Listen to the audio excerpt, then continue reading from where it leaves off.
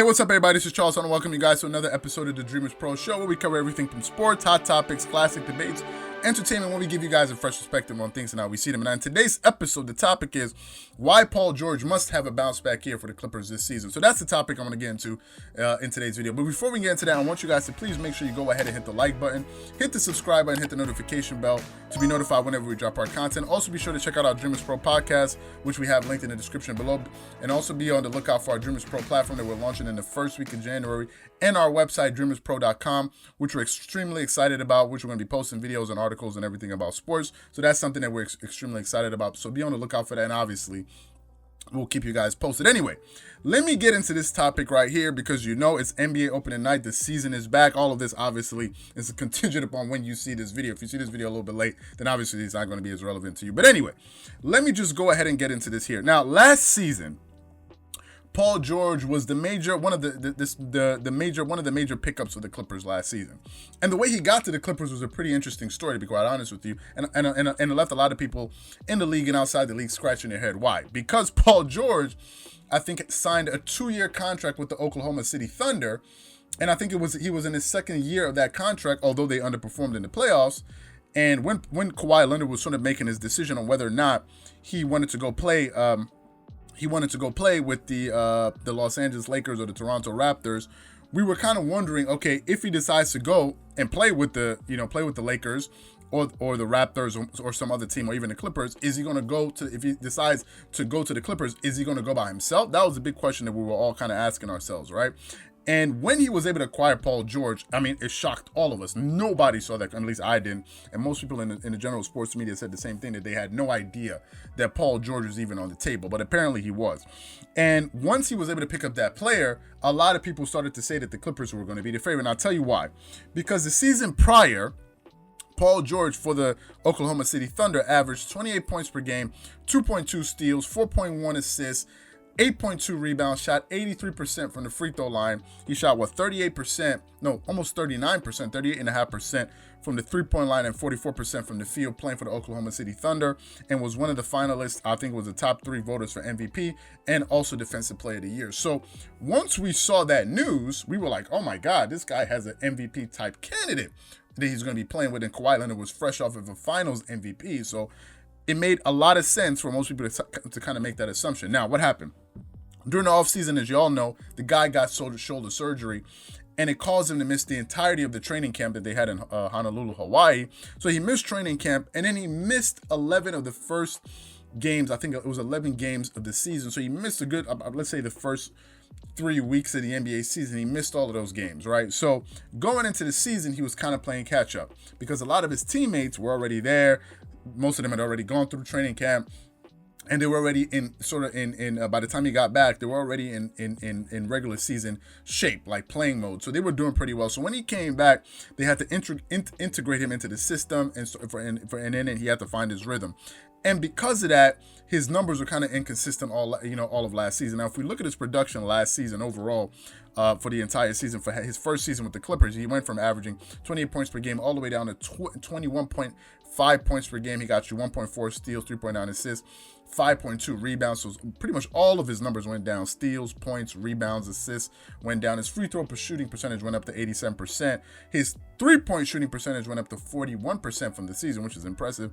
And he shot pretty much the same from the field at 44% from the field. So, but his major key numbers went down, right? And a lot of us attributed that to his injury. So at certain points in the season, he was showing flashes. A few times, I think he scored over 40 points per game. And in some games, he just kind of looked like he didn't have it. Now, all throughout the regular season, Paul George was inconsistent. And a lot of us were kind of attributing that, one, to his injury, that, okay, the guy is coming back. Because he also, I think he had a hamstring issue during the regular season, which caused him to miss more games. So the guy wasn't really healthy. But because of the lockdown and the 3-month hiatus the NBA had, or 2.5-month, 3-month hiatus, it gave everybody a chance to kind of lick their wounds and get healthy and get ready for the season if it was going to restart. And then ultimately the NBA decided that they were going to have a restart, which they did. Now, in those 8 bubble games, right? I was looking at Paul George because all throughout the regular season, a lot of Clippers fans and others were saying that Paul George is just not reliable under pressure, man. He was like, you don't understand. This guy showed in Indiana that he could not be relied upon. And for me, I was like, come on, man. Are we being superstitious here? Like, give the guy a chance. And I was going off of what I saw last season. I'm like, come on, why wouldn't he be? I just couldn't, I couldn't project him underperforming the way that he did in the playoffs. So coming back into the bubble, he was healthy. And he was averaging 25 of 20 in those 8 games. He was averaging 25.5 points per game and shooting 50% from the field. And I said to myself, and I said to a lot of people who were watching the channel, I said, look, this is what I was telling you. This guy can actually ball. But little did I know that Paul George had a trick up his sleeve that he was gonna drop a bomb on me and throw a banana peel in the tailpipe and really just screw it up for the Clippers in the playoffs. And once the playoffs started, he became absolutely inconsistent. It was one of the most mind-boggling things I'd ever had to witness, because I had never seen a guy go from playing so well to so poorly and inconsistently in such a short period of time. I mean, literally, it was like the regular season ended, and then 2 days later the playoffs started, and then Paul George just became totally inconsistent. In that first series against the Dallas Mavericks, he was inconsistent. And then in the second series, there were certain points in the playoffs, and all of you guys saw this. All of you guys know this. There were certain points in the playoffs where Paul George refused to shoot. Like, he would catch the ball and pass it off. He refused to shoot. He was playing defense. He was rebounding. He was making some plays out there, but he was not aggressive on offense. It was like as if he lost all of his confidence. Inexplicably, I couldn't understand why this guy all of a sudden, looked like he didn't know how to play basketball. And they were able to kind of make it through that first round, given his inconsistent play. But in the second round is when it really came back to hurt them. Let me just say this. When the Clippers went up 3-1 against the Denver Nuggets, they had many opportunities to close out that series. If you go back and look at Kawhi Leonard's numbers in that series and in the playoffs, he had better numbers in the playoffs than he had in the regular season. All of his production went up: points, rebounds, assists, three-point shoot, everything went up. And no, three-point shooting went down, but I think field goal percentage went up. So most of his numbers went up, and he was playing better in the playoffs, which is something I've said I always expected from him. And I was not surprised, because he's done it many times before. But had Paul George been just a little bit more consistent, if he got you 23 points per game on average in that series, the Clippers could have easily won that series, because literally it was Kawhi Leonard or bust. Lou Williams, who went from averaging 18 points per game in the regular season, I believe it was, went down to averaging 10. Montrezl Harrell, who's averaging 18 points per game. Those two guys in the regular season combined were averaging 36 plus points per game. In the playoffs, Lou Williams and Montrezl Harrell their combined production dropped all the way to 20 points, which is a 16-point swing. So these guys were totally inconsistent.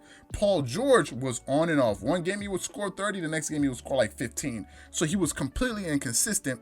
And Kawhi Leonard was essentially carrying that team from game to game to game. And these guys just completely underperformed. And in that game 7, it came back to bite him. So this season, Paul George must have a bounce back year. Number one, he just signed a contract extension with the Clippers that he has to live up to. You just signed, a 5-year deal, I believe it was. So you have to go out there and earn your keep. They're trusting you to make up for all this money that you signed. And number two, you have to make up for wetting the bed in the playoffs last season. He has to have a bounce back year, and I'm going to be looking at him to see how he performs in this game one starting this season against the Lakers, and ultimately how he plays against the Denver Nuggets on Christmas Day. So what I want to know from you guys is quite simple. Do you think that Paul George must have a bounce back season this year, and he cannot afford to have a repeat of what happened last season? Whatever you guys think, please leave your thoughts and comments in the comment section below. Again, if you enjoyed the video, please make sure you go ahead and hit the like button, hit the subscribe button, and hit the notification bell to be notified whenever we drop our content. Also, if you enjoyed this video, be sure to check out